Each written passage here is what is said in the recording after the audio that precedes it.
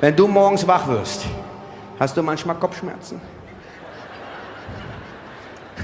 Warum guckst du? Jetzt redet es nicht, sie!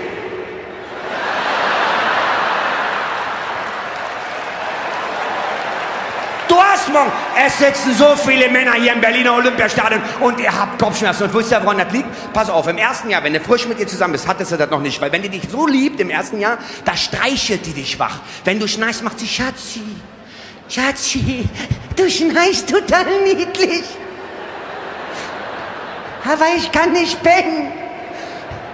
Nach einem Jahr fängt die an zu stupsen. Schatz.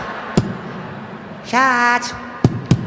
Du schnarchst total süß, aber ich kann nicht pennen. Im zweiten Jahr schubst sie schon. Schatz! Schatz! Schatz!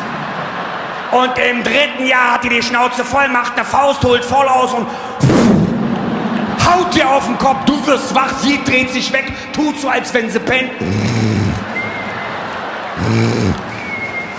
Nächsten Morgen wirst du wach, sagst, Alter, ich hab voll Kopfschmerzen.